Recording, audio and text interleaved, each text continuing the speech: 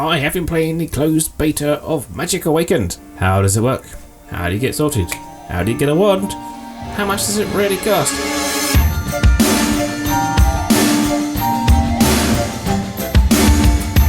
Finally, Magic Awakened has a global, worldwide, super duper release coming, which you can register for on the Play Store for Android, unfortunately, only for some people. iOS should be coming soon, but of course, Apple's being Apple, took a bit longer to approve these things. Actually, it could be quite interesting to play that on an iPad. Now, I haven't been covering this game much, really, because it's been out in Asia for quite some time, and I am getting a massive FOMO because all this stuff, all these events coming out, and I have not seen any of them. So I managed to get the closed beta for the worldwide version. Just to note that this closed beta only lasts until the end of February. And then I imagine there's some review time, and then there's some patching maybe, because there is a few little tiny bugs. And then, I don't know, hopefully there's either open beta or they go straight to release, depending on how well it goes, I guess. At the end of the month, those doing the testing are going to have a complete server reset, and then all our accounts will be wiped, and then we start again from scratch when the game's released. This is important because there is kind of ranking and dueling club stuff. Lots of PvP, so yeah, for that sort of stuff, it's good to have a server reset. So, I'm going to go into a few things, answer some of your questions. I'm going to use a few still shots just so you get an idea of some of the illustrations I'm making. I won't be putting any video in this, and I won't be spoiling any of the storyline and stuff that happens. I'll just be telling you how various things work, such as how you get your wand and how you are sorted. So our supported languages are English, Spanish, Brazilian Portuguese, French, Dutch, Italian, Polish, Russian, and Turkish. Now, basically, in this game, if you haven't seen anything about it yet, you play as a wizard or a witch of your own creation, and it is set after the Battle of Hogwarts. So, it's the next starter term afterwards. You will bump into original Harry Potter characters. I think only Hermione stayed on to study. Ron and Harry went off to the Aura office. So yes, they didn't do their newts, but Hermione did. As you progress through the story, you'll be learning new spells, and these basically are by collecting cards. So that's pretty cool. But you basically use these cards to make like a incendio, and you kind of drag it onto the person and make them incendio and stuff like that, and you can do combinations and things like that. There's kind of like an energy system to the cards. So the cards will cost you a certain amount of energy, but the energy is kind of like a stamina thing, and it comes back up automatically by time. So that's groovy. There are also cooldowns on the spells and things like that. So it's a bit like an MMORPG like that. So expect a lot of dueling between you and students, you and creatures, and you and other players. So if you played Clash Royale and Hearthstone, it's kind of like a little bit of both, the combat style in this. And apparently it does work. It really does work. To basically build your stack of cards, work out how they combine together, probably Google it. There are definitely a lot of card mechanics in it as well. So it's, yeah, the PvP and the fighting is really in depth. Another funky thing you can do while fighting is record your own voice. So when you cast Incendio, it's not the character's voice that casts Incendio, it's yours.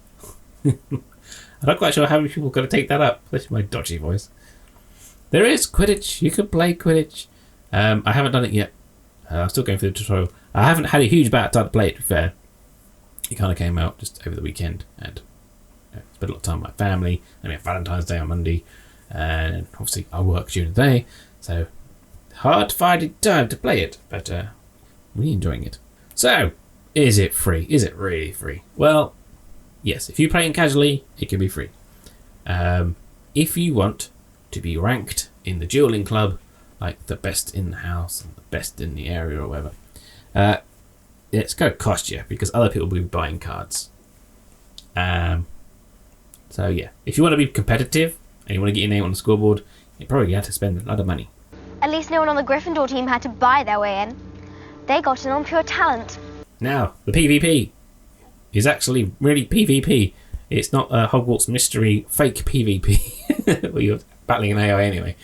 So that is cool. There are real players on the map, and it's not 1 versus 1. It's going to be team battles as well, which is groovy. So that's one thing you can spend your money on. The other thing is like cosmetics. So a new owl, robes, covers for your bed, the curtains. I've forgotten a whole bunch of things. There's a lot of cosmetics you can do. You can spend a little bit of money to do up your dormitory and stuff like that. You can have dorm flatmates as well in your dormitory, which is pretty cool. I think you kind of like share. I'm not quite sure how that works. I don't have any friends. I'll have to friend some people in my Discord. So now I'm going to talk you through kind of how the game went together, how it kind of talked me through the game. I'm just going to tell you the various things and how they work. So sorting ceremony, for example. So I'm not going to take the story. I'm not going to take any of the dialogue. I'm not going to show any videos or anything like that. So it all starts off when Hagrid turns up at your house with your letter. This is where you get your first choice of dialogue. I picked the funny option. And I'll leave it at that. It was quite hilarious. And a few people in my Discord have done it as well. If you want to see my Discord, go down below. That sounds wrong. If you want to join my Discord, check out the link in the description. After you've had your letter, you then go to Diagon Alley with Hagrid and you go and buy your things. So you go to Madame Malkin's and that's where you essentially customize your character. The UI is a little bit janky. It's not intuitive exactly. Things look grayed out like you can't press them, but you can. You then go to Ollivander's once you customize your character, and you get to choose your wand. The wand chooses you. It's the usual, like Universal Studios. The first one you don't get, the second one you do get, and the game generates you a wand. The wand chooses the wizard. You don't get to pick your wand, so you can't mirror your Wizarding World profile on that one. After that point, you go to an Owl Emporium, and you get 3 owls to choose from as your companion. There are lots more, obviously, but 3 are available as a gift from Hagrid. He buys you a nice owl. Next point, you go to platform 9 3/4, you meet your friendly face, and you walk through the barrier. And then you get on the train, or the animation of the train. But you don't actually be on the train. Train goes off, and then you arrive at Hogwarts magically. You kind of miss the train experience. I was kind of hoping for some sort of dialogue on there, but not a big deal though. So then you turn up on the boat at Hogwarts, and you get to go to the sorting ceremony.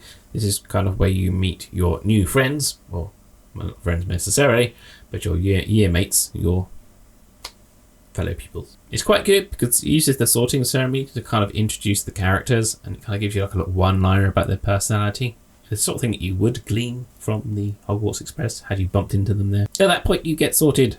Now, the way sorting works is sorting a hat will sing a song, and it will choose a house for you. You also have the opportunity to override that choice and pick the one you really want. So just like the real sorting ceremony. I think that works for everybody. Some people want the game full immersion, or to be surprised. And some people just want to go with their Wizarding World profile. I want my Wizarding World profile personally, because that's me. Fascinating fact. Neville is herbology professor. Now you should know this if you know canon very well. But Professor Sprout is also there. She is the head of Hufflepuff House still. So if you want to rep the Hufflepuff, you'll still have your beloved Professor Sprout. I don't actually know what she does the profession at the moment. That's Neville's doing it. Now after the feast, you go into your dorm room. The feast is kind of quickly done with. Kind of here's the feast and then off to bed kind of thing. So you don't get to play around too much with the characters. You go to your dorm room and your bed is totally undecorated. So you have to kind of put a duvet on, put the curtains up and this, that and the other. Make your bed for the night, which I thought was quite a nice touch. The dorm room is exactly the same style as the one in the movies in Gryffindor Tower. So they're around in a circle. I haven't seen the common room. I don't think you actually go to the common room, which is a bit of a shame. Or maybe I just haven't found it yet. There's so much to the game. So I will continue to explore the game. That's kind of like a rough idea of how it works. I don't want to give you away too much spoilers. You might want to find out yourself.